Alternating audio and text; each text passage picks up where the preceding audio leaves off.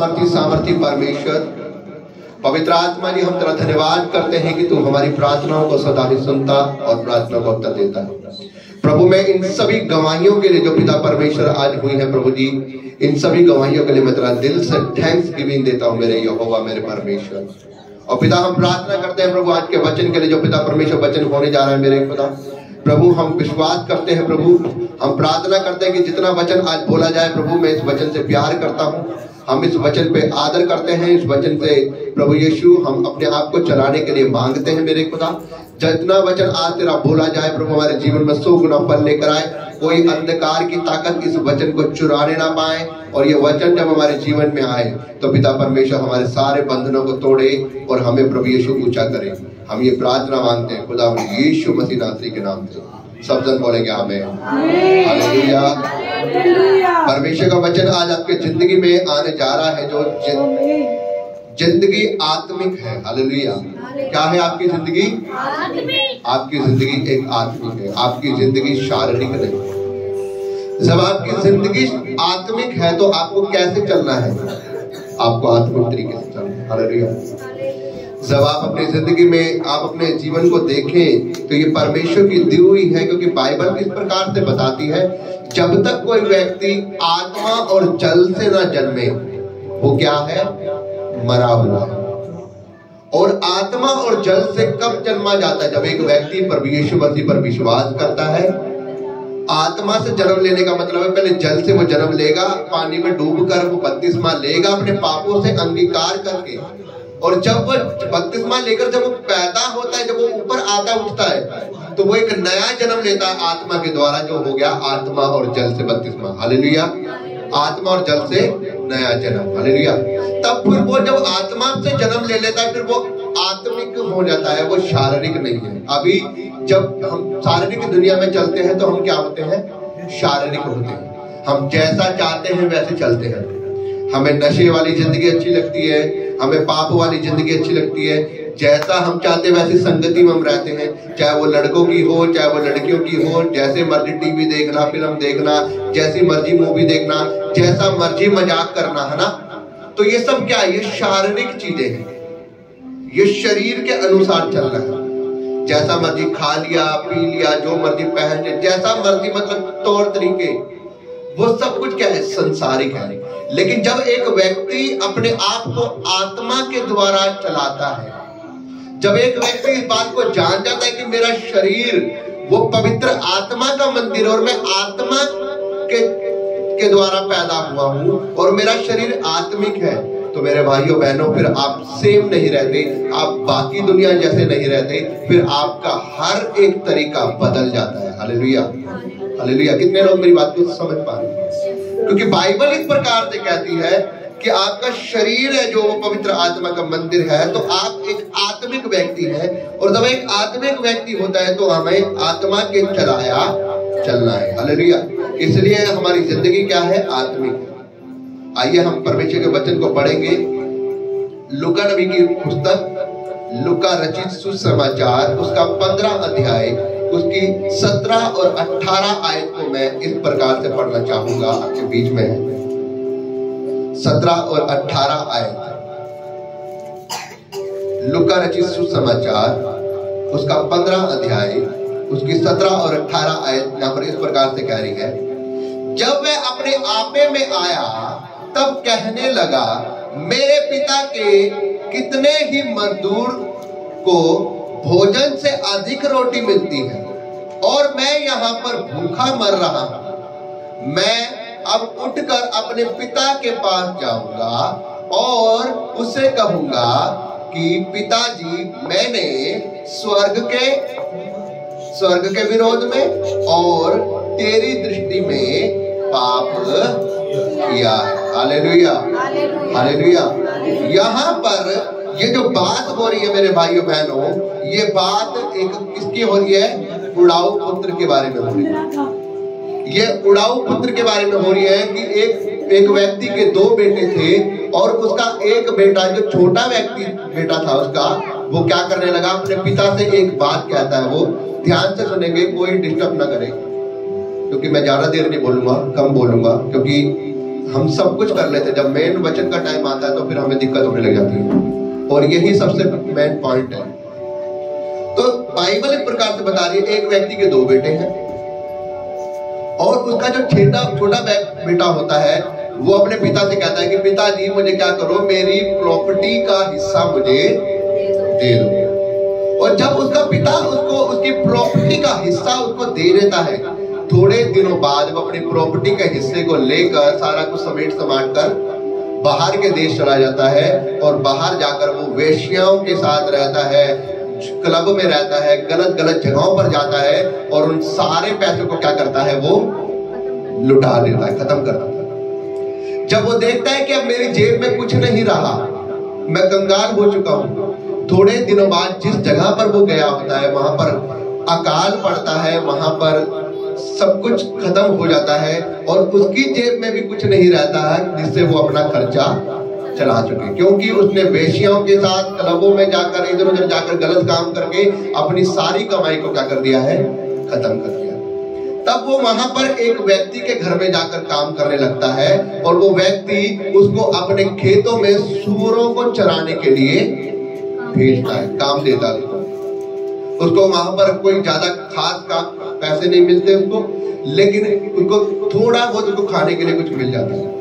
लेकिन जब वो अपने सूअरों को चरा रहा होता है, तब वो क्या सोचता है कि मैं जो सूअरों का जो खाना है ना, जो फलियां होती है, फलियां वो सूअरों को डाली होती है, और वो उन सूअरों की फलियों को देख के सोचता है कि मैं इस फलियों को खाकर अपना पेट भर लूंगा।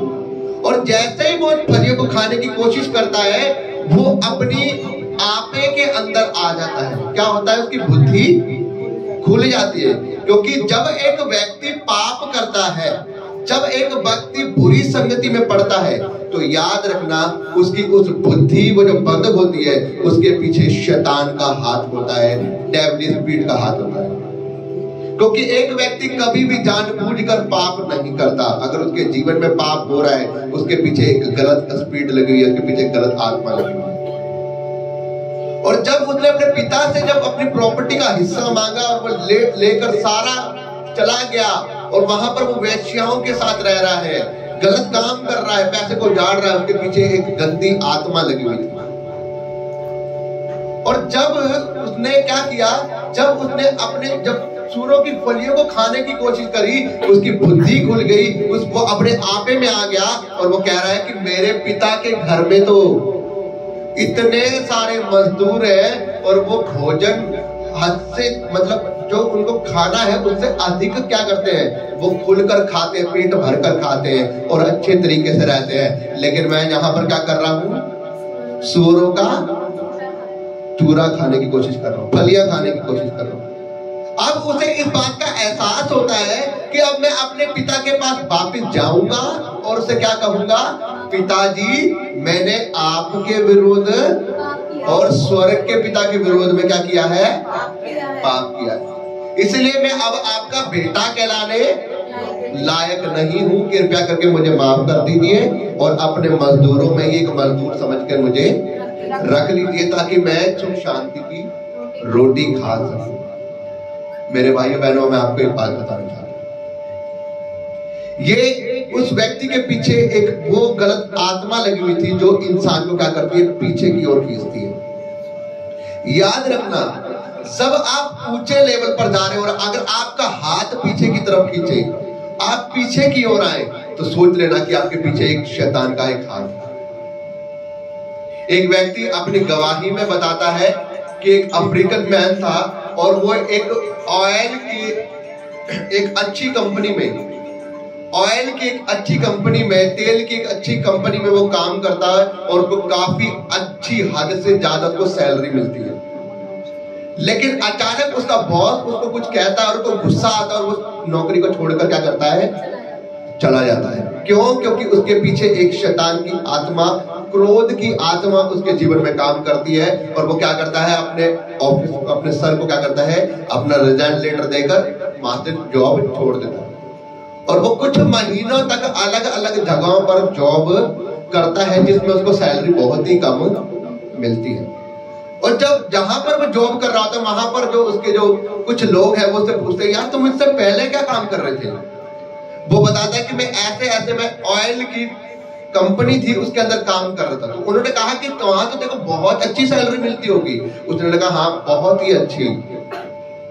तो उसने अपनी गवाही में इस प्रकार से वो बताता है कि पता नहीं मुझे क्या हुआ कि एकदम से मेरा मन किया और मैंने वो जॉब, मतलब वो अपने दिमाग के ऊपर कंट्रोल ना कर पाके उस क्रोध में आके उसने क्या किया, अपने मालिक की बात को सुनकर और उसने जॉब से रिजाइन।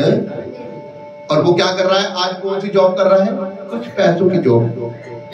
अब वो कह रहे हैं कि पता नहीं मुझे क्या हुआ था कि मैंने वो जॉब, ये इसके पीछे वो आत्मा थी जो उसको पीछे की ओर, जो आत्मा उस धनी व्यक्ति के उस छोटे लड़के के पीछे लगी हुई थी। याद रखें मेरे भाई, परमेश्वर आपको ऊंचा लेकर जाना चाहता है, आपको ऊंचा देता है, लेकिन जब आपके पीछे कुछ ऐसी दुष्ट आत्माएं होती है जो आपको नहीं चाहती कि आप ऊंचे स्तर पे जाए, आप नीचे की ओर आए। क्योंकि कई बारी हम ऐसा करते हैं, हमें परमेश्वर कहीं ऊंची पोजीशन पे पहुंचाता तो है, लेकिन हमारे क्रोध के द्वारा, हमारी उस गंदी स्पीड के द्वारा हमें शैतान पीछे को खींच के हमारा नुकसान कराता और हमें ऊंचे पद से नीचे लेकर आता है। और फिर हम बाद में सोचते कि ये हो क्या गया, मेरे साथ में ऐसा क्या हुआ, पता नहीं क्यों छोड़ दी मैंने। अभी मैं आपको बीते दिनों में बताता हूँ, मैं एक कंपनी में काम कर रहा था जहां पे मैंने आपको बताया था, मैं वहां से सुसमाचार सुनाकर निकला। एक व्यक्ति दूसरी कंपनी के अंदर काम कर रहा था, उसकी वहां पर 25,000 रुपए सैलरी थी और वो 25,000 रुपए सैलरी में वहां पर काम कर रहा था। अच्छा, सेम यही पॉलिशन गवाही वाली, और कह रहा कि मेरे को मालिक ने हल्का सा कुछ कहा और मैंने गुस्से में आकर क्या करा, वहां से रिजाइन दे दिया। और मैंने कहा कि मैं तो एक क्या हूं, एक अच्छा ऑपरेटर हूं और उसको मेरी याद आएगी तो वो मुझे अपने आप ही क्या करेगा, बुलाएगा। और आपको पता है ऐसी कंपनी वाले हर किसी को नहीं बुलाते क्योंकि उनके पास बहुत सारी वैकेंसी होती है। अब जब मैं वहां पर काम कर रहा था, वहां पर मैं बातें कर रहे थे, प्रचार की, तो जब मैंने उससे पूछा यार इससे पहले क्या करता था तू, उसने कहा कि मैं ऐसे उस कंपनी में काम करता हूँ, मेरी 25,000 रुपए। तो मैंने यहाँ क्या कर रहा, यहाँ क्या मिल रहा है, कह रहा है यहाँ मैं 15,000 रुपए में धक्के खा रहा हूँ और रोज सुनने को मिलता है, रोज टारगेट देना पड़ता है, रोज बातें मिलती है। आप लोग मेरी बात को समझ पा रहे हैं? शैतान हमेशा हमारी बुद्धि को क्या करता है, बंद करता है। और उस व्यक्ति की बुद्धि तब बंद होती है जब उसके जीवन में प्रार्थना और उपवास ना हो, क्योंकि शैतान उसी व्यक्ति के ऊपर हावी होगा जिसकी प्रार्थना जीरो, जिसकी बुद्धि बंद होगी, वो कभी भी ऊंचे स्तर पे पहुंच नहीं सकता। अगर आप एक प्रार्थना करने वाले व्यक्ति हैं, अगर आप उपवास करने वाले व्यक्ति हैं, अगर आप ईश्वर की आवाज को सुनने वाले व्यक्ति हैं, तो शैतान कभी भी आपके ऊपर हावी नहीं हो सकता, वो आपको पीछे की ओर नहीं ले जा सकता। यहाँ पर बाइबल इस प्रकार से बता रही, जब वो अपने आपे में आया तब उसने क्या कहा कि मेरे पिता के घर में तो बहुत सारे मजदूर है और मैं अपने पिता से क्या करूंगा, जाकर अपनी गलती को मान लूं। याद रखना, जब आपको शैतान गिराता है और आप नीचे आते हैं, परमेश्वर फिर एक बार आपको मौका देता है कि मेरे बेटे मैं तुझसे क्या करता हूं, बेतहा प्यार करता। और परमेश्वर आपको बार बार मौका देता है, बार बार मौका देता है कि आप क्या करो, अपनी बुराई से फिर कर मेरे पास। क्योंकि बाइबल इस प्रकार से बताती है कि वो क्रोध से क्या करता है, विलंब से क्रोध करने वाला परमेश्वर। अगर आप निनवे के लोगों के बारे में देखें, योना नबी वहां पर प्रचार करने जाता है कि आज से 40 दिन बाद निनवे देश क्या हो जाएगा, तबाह हो जाएगा, क्योंकि आप लोगों ने इतना पाप किया है, आप लोगों में इतने बुरे बुरे काम हो रहे हैं। परमेश्वर ने मुझे साफ बोल दिया है कि उनको जाकर प्रचार कर दे कि आज से 40 दिन बाद निनवे तबाह हो जाएगा। और वो वहां पर प्रचार कर रहा है, आज से 40 दिन बाद निनवे तबाह हो जाएगा, आज से 40 दिन बाद निनवे तबाह हो जाएगा। पहला दिन, दूसरा दिन, तीसरा दिन, चौथा दिन, है ना, जब रह जाते हैं कितने दिन, 5 दिन। अब लोग कहते हैं यार इतने दिनों से चिल्ला रहे हैं निनवे तबाह हो जाएगा, तबाह हो जाएगा।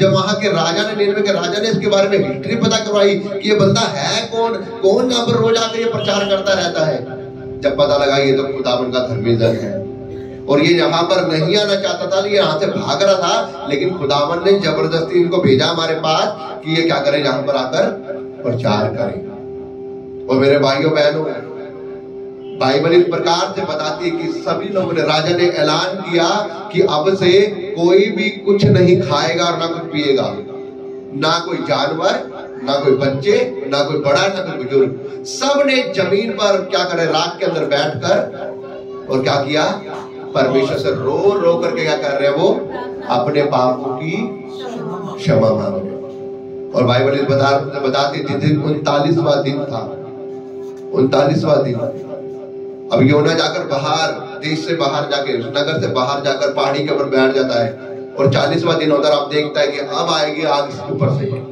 अब परमेश्वर तबाह कर देगा निन्वे। लेकिन क्या होता है, 40वां दिन भी खत्म होता है और 41वें दिन योना क्या करने लगता है, रोने लगता है।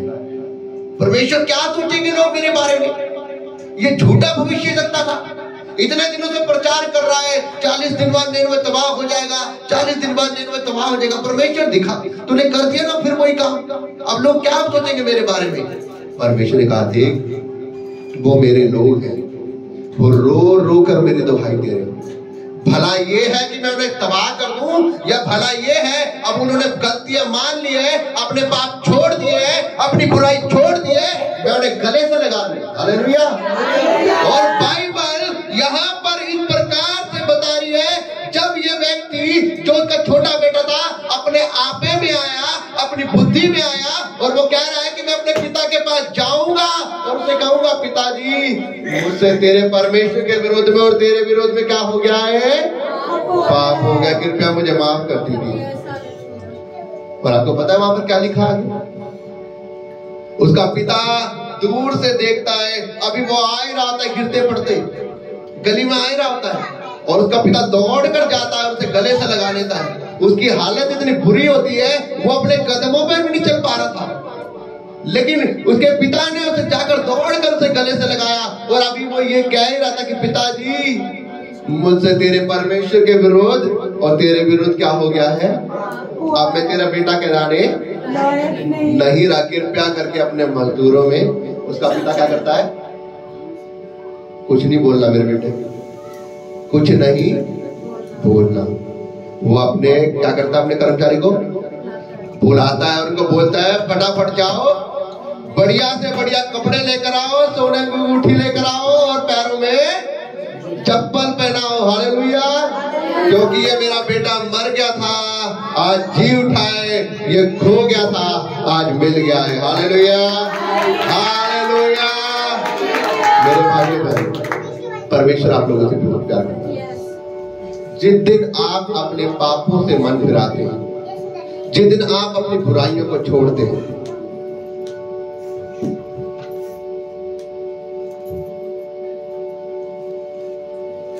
जिस दिन आप अपनी बुराइयों को छोड़ते हैं, जिस दिन आप अपने पापों से मन फिराते हैं, उस दिन परमेश्वर के लिए आप क्या, आप वापिस लौट आते हैं। हालेलुया।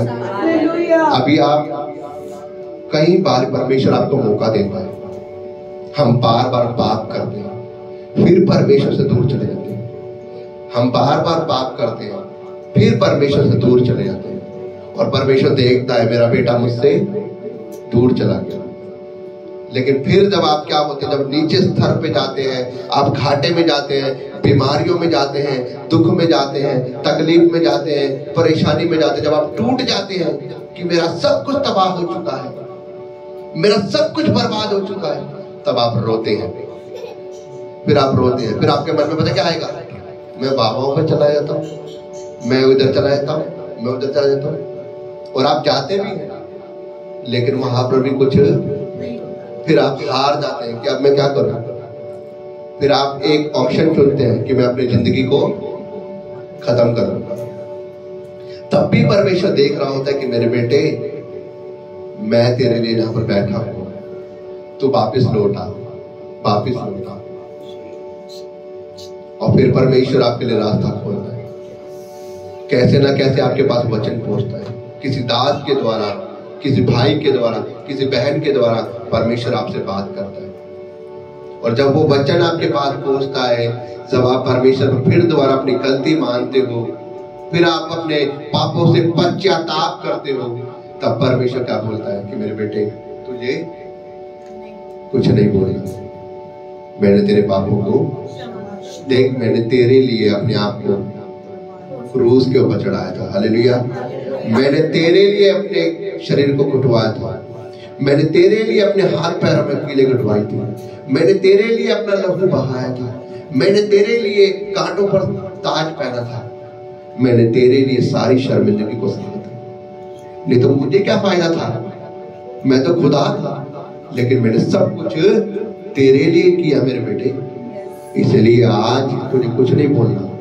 मैंने तेरे सारे पापों को क्षमा कर दिया है। जा, तेरी सारी दिक्कतें, तेरी सारी प्रॉब्लम है आज से दूर हो गई। हालेलुया। और जब हम परमेश्वर पे विश्वास करते हैं, परमेश्वर हमारी बीमारियों को, हमारे दुख को, हमारी तकलीफों को दूर करता है। हालेलुया। तो मेरे भाइयों बहनों, परमेश्वर आज हमसे चाहता है कि हम उस पे क्या करें, हम उससे दूर ना जाए, हम भटके ना। परमेश्वर चाहता है यदि आज आपने मन को फिराया, यदि आज आपने अपने पापों वाले जीवन को छोड़ने का फैसला कर लिया, यदि आज आपने परमेश्वर के हाथों में अपने आप को सौंप दिया, परमेश्वर बोलेगा कि ये मेरा बेटा मर गया था, अब ये खो गया था, अब मिल गया। और परमेश्वर आपके जीवन को बदल देगा, वो आपके हालातों को बदल देगा, वो आपकी परिस्थिति को बदल देगा। मैं रियलिटी बोल रहा हूँ, जैसे परमेश्वर मेरे जीवन में काम किया है, परमेश्वर आपके जीवन में काम। Hallelujah, hallelujah. और परमेश्वर ने मुझे बोला कि आज जितने लोग विश्वास करेंगे वो जहाँ से सेव नहीं जाएंगे, उनकी लाइफ बदलेंगे। Hallelujah, hallelujah. परमेश्वर आपको आशीष दे। परमेश्वर के वचन के पढ़े और सुने जाने पर आशीष। आमीन।